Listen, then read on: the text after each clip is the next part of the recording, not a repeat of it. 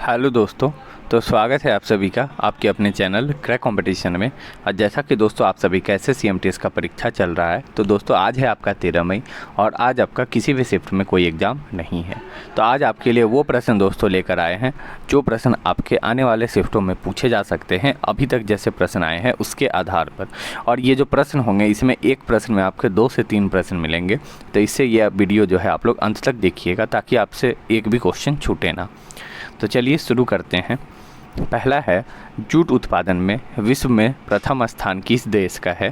तो ये सवाल जो है दोस्तों बहुत ही इम्पोर्टेंट क्वेश्चन बन जाता है। तो जूट उत्पादन की बात करें तो सबसे ज़्यादा जो उत्पादन में कौन सा देश है, तो दोस्तों भारत है। अभी इससे सवाल क्या आपसे पूछा था कि गोल्डन कुछ करके आपसे सवाल था किसको कहते हैं, तो उसका राइट आंसर आपका जूट ही था। तो बात करें तो भारत जो है विश्व का सबसे बड़ा जूट उत्पादक देश है और दुनिया का दूसरा सबसे बड़ा निर्यातक भी है। इसके बाद जो है बांग्लादेश और फिर चीन का स्थान आता है, लेकिन प्रथम में भारत है। नेक्स्ट है, कौन सी पुस्तक जो है आर्यभट्ट के द्वारा लिखी गई है। तो आर्यभट्ट से तो बहुत सारे सवाल पूछे गए हैं। तो बात करें एक आर्यभट्टीय ग्रंथ जो है वो भी, उसकी रचना भी जो है आर्यभट्ट के द्वारा ही लिखी गई थी। तो ये भी बात आपको सभी को ध्यान रखनी है। नेक्स्ट है, खेल दिवस जो है वो किसकी याद में मनाया जाता है। वो इम्पोर्टेंट सवाल है दोस्तों। तो खेल दिवस की बात करें तो ये प्रत्येक वर्ष जो है आपका 29 अगस्त को मनाया जाता है। पहला सवाल आपसे ये पूछ सकता है। दूसरा कि 29 अगस्त को ही क्यों मनाया जाता है, क्योंकि इसी दिन जो है hockey player major Dhyanchand Kushwaha जो है उनका जन्म हुआ था। तो इसीलिए जो है हम लोग इस दिन खेल दिवस मनाते हैं। और अगर आपसे सवाल पूछे कि हॉकी का जादूगर किसे कहा जाता है, तो भी आपका राइट आंसर होगा मेजर ध्यानचंद। तो ये भी बात आप सभी को ध्यान रखनी है। यहाँ से आपके 3 क्वेश्चन बन गए। नेक्स्ट सवाल है आपसे, बाल पुरस्कार कितनी उम्र में दिया जाता है, ये आपसे सवाल पूछा था।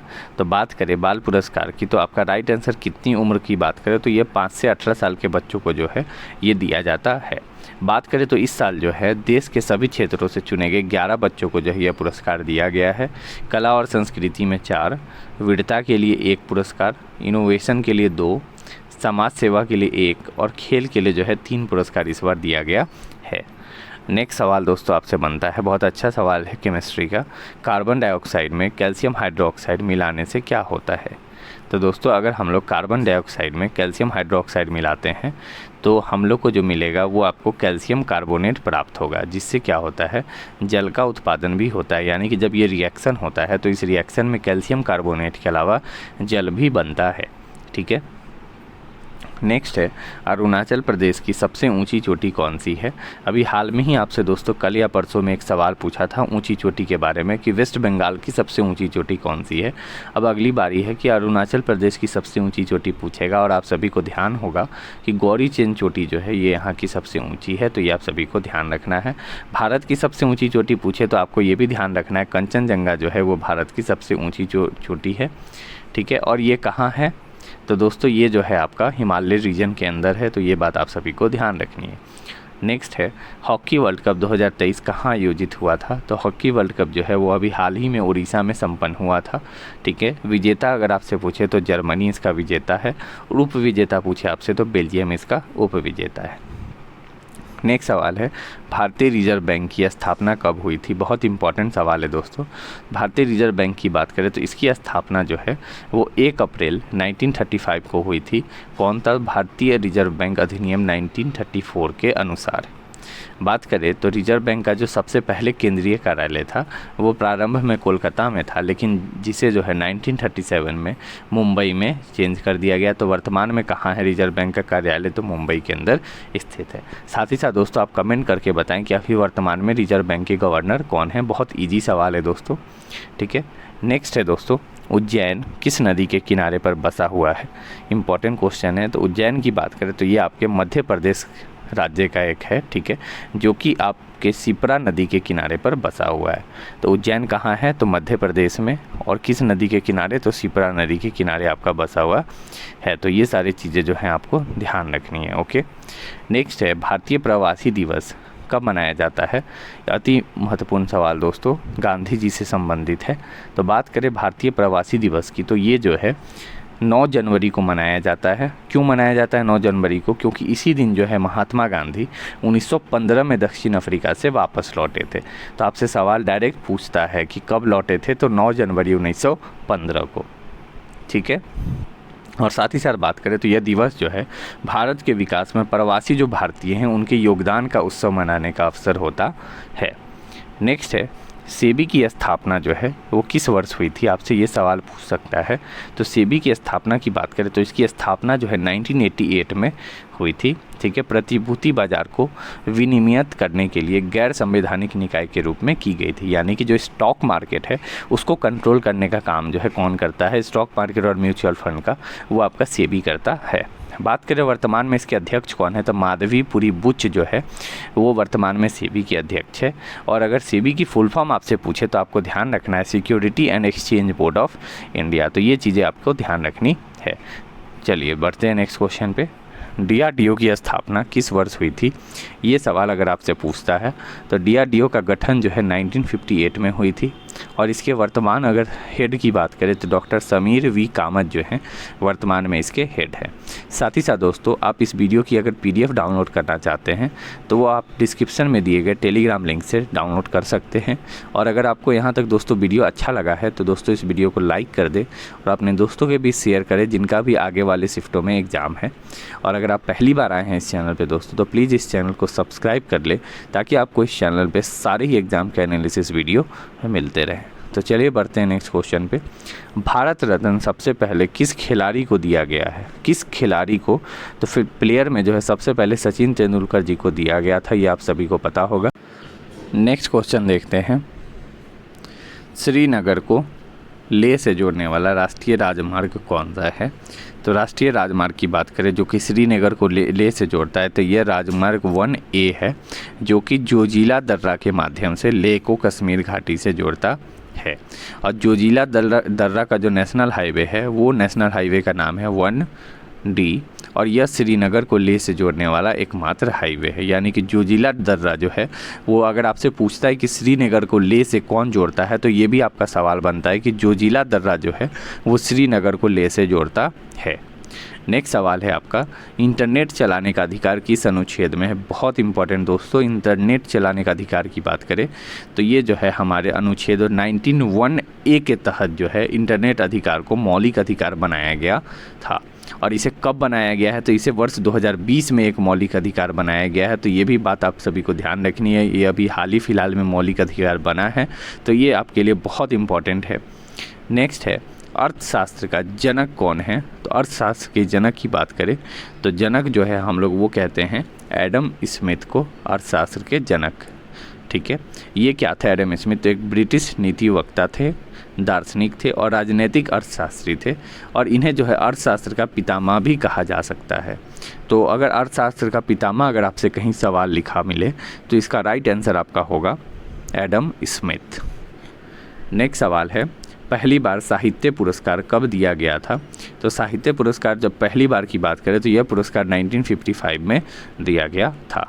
अगर आपसे सवाल ये पूछता है कि इस पुरस्कार की राशि कितनी है तो पुरस्कार जो है जब स्थापना हुई थी उस समय इसकी राशि 5000 थी। तो ये एक आपका इम्पॉर्टेंट है। ठीक है। और वर्तमान में अगर आपसे पूछे कि कितनी है तो 2001 से जो है यह राशि 40,000 रुपये हो चुकी है। तो एक आपका शुरुआत का आपको ध्यान रखना है और एक आपको वर्तमान का ध्यान रखना है। नेक्स्ट है CBDT का वर्तमान में अध्यक्ष कौन है?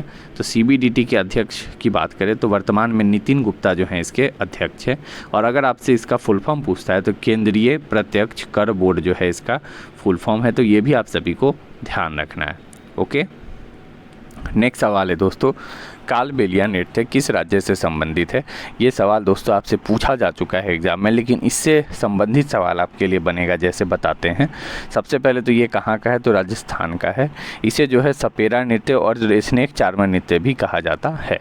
लेकिन यहाँ से एक सवाल ये बनता है कि कालबेलिया नृत्य को यूनेस्को की मानवता की अमूर्त सांस्कृतिक विरासत में कब शामिल किया गया? तो आप सभी को ध्यान रखना है वर्ष 2010 में जो है इसको शामिल किया गया था। नेक्स्ट और आपसे सवाल क्या बन सकता है? महाराष्ट्र के फेमस नृत्य तो आपसे लावनी पूछ चुका है, लेकिन धनगरी पूछ सकता है। अब आपसे लोक नृत्य पूछ सकता है, कोली पूछ सकता है, तमाशा पूछ सकता है। तो ये आप सभी को ध्यान रखनी है। केरल की बात करें तो कथकली और मोहिनी अट्टम तो दोस्तों सब लोग जानते हैं, लेकिन कलारीपट्टू जो है ये भी आपके केरल का है, तो ये भी ध्यान रखना है। नेक्स्ट है गुजरात के, तो गुजरात की बात करें तो डांडिया सभी को पता है, गरबा सभी को पता है, लेकिन टिप्पणी और पदहार जो है आप सभी को ध्यान रखना है, ये दोनों दोस्तों इम्पॉर्टेंट है। नेक्स्ट हम लोग गेम से रिलेटेड देख लेते हैं, कॉमनवेल्थ गेम्स जो कि अभी हाल ही में कुछ समय पहले ख़त्म हुए हैं, तो इससे सवाल अभी एक ही बने हैं, वो बने ये हैं कि कॉमनवेल्थ गेम्स में जो है आपका सवाल था कि ये कहाँ हुआ था आयोजित, तो बर्मिंघम में हुआ था। अभी एक ही सवाल बने हैं, लेकिन इससे और भी सवाल ये बन सकते हैं कि कॉमनवेल्थ गेम्स का थीम क्या था, तो आपको ध्यान रखना है गेम्स फॉर ऑल, क्योंकि अभी एग्ज़ाम बहुत दिनों तक चलेंगे दोस्तों, तो सवाल और भी बनेंगे इससे। शुभंकर की बात करें तो पेरी द बुल जो है शुभंकर है इसका, ठीक है। अगर आपसे पूछते हैं उद्घाटन समारोह के ध्वजवाहक कौन थे, तो भारत की तरफ से मनप्रीत सिंह और पीवी सिंधु जो हैं ध्वजवाहक थे। और समापन समारोह के ध्वजवाहक अगर आपसे पूछे तो भारत के निखत जरीन और शरद कमल जो हैं वो समापन समारोह के ध्वजवाहक आपके थे। नेक्स्ट बात करें पहले स्थान पे कौन रहा था, तो ऑस्ट्रेलिया जो है पहले स्थान पे था 178 पदक के साथ, और इंडिया जो है चौथे स्थान पे रहा था। आप लोग को ध्यान रखना है इंडिया कितने, तो चौथे पे था, शायद ये क्वेश्चन आपसे पूछ चुका है दोस्तों। और बात करें भारत ने कितने गोल्ड जीते, ये अगर आपसे पूछे तो 22 गोल्ड आप सभी को ध्यान रखना है। ओके, सर्वाधिक पदक जो है किसने जीते, अगर ये पूछे तो शरद कमल को। पहला पदक अगर पूछे तो संकेत सागर जिन्होंने सिल्वर पदक जीता था। पहला गोल्ड पदक, ये सवाल भी शायद आपसे पूछा गया है दोस्तों, तो पहला गोल्ड पदक की बात करें तो मीराबाई चानू। और इससे भी इम्पॉर्टेंट ये कि महिला क्रिकेट जो है पहली बार इसमें भाग ली थी, तो इसीलिए इम्पॉर्टेंट है, और महिला क्रिकेट ने जो है सिल्वर मेडल जीता था। तो ये सारे जो हैं आपके कॉमनवेल्थ गेम्स से थे। अब दोस्तों हम लोग फीफा से संबंधित देख लेते हैं कि फीफा पुरुष विश्व कप से क्या क्या सवाल बन सकते हैं। एक सवाल तो आपसे पूछा था कतर जो है कतर में आयोजित हुआ था, लेकिन शुभंकर आपसे पूछे तो आपको ध्यान रखना है ला इव जो है इसका शुभंकर है। थीम जो है नाउ इज ऑल जो है इसका जो है इसका थीम है। अगर शिफ्ट आपको हार्ड करना रहा है MTS को, तो आपसे इस तरह के सवाल जो है वो आपसे ज़रूर पूछेगा। अगर फुटबॉल का नाम पूछे तो अल रहेला जो है फुटबॉल का नाम है। विजेता आप सभी को पता होगा अर्जेंटीना, और उप विजेता कौन है, फ्रांस। लेकिन अगर आपसे ये सवाल पूछता है कि गोल्डन बूट अवार्ड और गोल्डन बॉल अवार्ड जो कि इम्पॉर्टेंट है, तो बूट अगर पूछे तो आपको ध्यान रखना है किलियन एम्बापे। बूट अवार्ड इसलिए मिलता है जो मैक्सिमम नंबर ऑफ गोल करते हैं ना, उनको बूट अवार्ड दिया जाता है। तो किलियन एम्बापे जो है इन्होंने कुल 8 गोल किया था फीफा वर्ल्ड कप में। और गोल्डन बॉल अवार्ड जो है लियोनेल मेसी को मिला था, ठीक है दोस्तों। और बात करें 2026 का कहाँ होगा, ये भी सवाल पूछ सकता है, तो ये आपका US, कनाडा और मेक्सिको में संयुक्त रूप से आपका होगा, ठीक है। तो ये सारे क्वेश्चन जो हैं दोस्तों आपके एक्सपेक्टेड क्वेश्चन कराए गए हैं, जो कि आपके आने वाले शिफ्टों में जो मंडे से एग्ज़ाम स्टार्ट होगा उसमें आपके पूछे जा सकते हैं, ठीक है दोस्तों। अगर आप इस वीडियो की PDF चाहते हैं तो आप हमारे डिस्क्रिप्शन में दिए गए टेलीग्राम लिंक को ज्वाइन करके PDF डाउनलोड कर सकते हैं, ठीक है। और अगर आपको यहाँ तक वीडियो अच्छा लगा है दोस्तों, तो दोस्तों इस वीडियो को लाइक कर दे और अपने दोस्तों के बीच शेयर करें जिनका भी आगे आने वाले शिफ्टों में एग्ज़ाम है। और अगर पहली बार आए हैं इस चैनल पर दोस्तों, तो प्लीज़ इस चैनल को सब्सक्राइब कर दे ताकि आपको इस चैनल पे सारे अपडेट्स मिलते रहें। तो चलिए मिलते हैं नेक्स्ट वीडियो में। Thank you.